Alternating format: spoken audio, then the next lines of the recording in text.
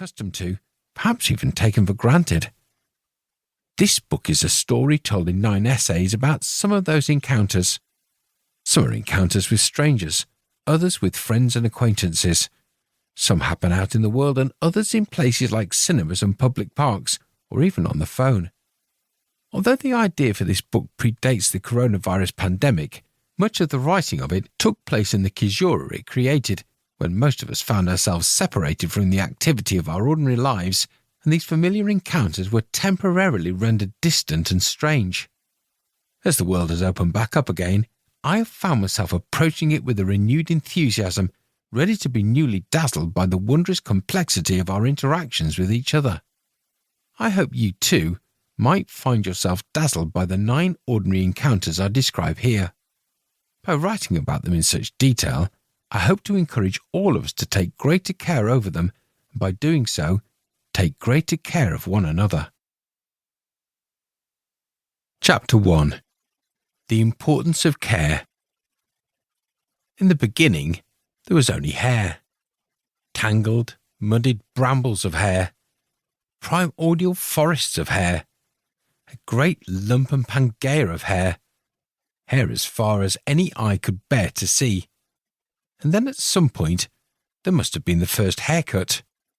Not hair pulled out from the root in anger or despair, but hair cut deliberately and with some degree of care.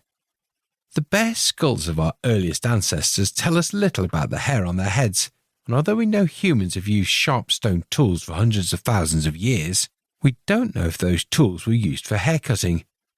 What we do have is human remains from as long as 25,000 years ago. We know that by that time, some women wore their hair long in braids, whilst some men had theirs cut very short. And by 3,000 years ago, we have a description of a haircut in the first known work of literature, the Epic of Gilgamesh. At some point then, people grew used to sitting down in the shade of some wide tree or by the warmth of the fire, breathing that little bit lighter as they felt the sharp blade moving close to their soft skin, talking or perhaps not talking, but trusting enough to know that they were safe, that they were being looked after. And now, many thousands of years later, here I am, sitting in a metal chair in a quiet salon on a busy East London street, staring at my reflection in the mirror and waiting. Outside, people stroll along in the June sunshine, talking on their phones, music pouring out of the windows of passing cars. But in here, the world feels remarkably still. The chair I'm sitting in is big and sturdy, all chrome and worn red leather, and, with a cape fastened tightly around my neck, I feel 10 years old again. I close my eyes and remember. We would all ride the bus into town, my dad, my brother and I, to go to Il Barbiere on Magdalena Street in Cambridge, where we would sit and wait our turn for a short back and sides, reading on magazines and bickering. I remember the wet, perfumey smell of the barber shop and how, when it was my turn, they would lay a stack of folded white towels on the chair to boost me up to the right height, and how I would sit as still as I could, staring down at a framed picture of the boxer, Rocky Marciano, propped neatly on the sideboard, gloved fists held up to the camera.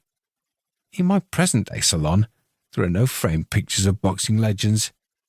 Only shelves full of expensive-looking hair care products, but the feeling is still the same.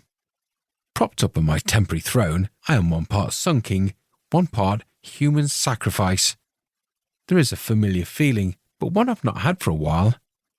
Whilst the pandemic smouldered away, all the hairdressers and barbershops in London were shut, and people made do with self-administered trims or the best efforts of a flatmate or a loved one. Hair grew wild and free again. But the world is reopening, and for some reason I have made this trip to the hairdresser the first stop on my tentative journey back out into it. Why is that? Why begin here? It is more than purely vanity. I have missed the experience of being in this salon. I have missed being sat here in this chair, swaddled in a cape, listening to the radio and the soft chirping of the scissors. I have missed the other less visible ways that a haircut prepares me for the entanglements with the social world. It is clear to me that I am not just here because my hair needs cutting. I am here for an encounter. I am here to experience a particular kind of care.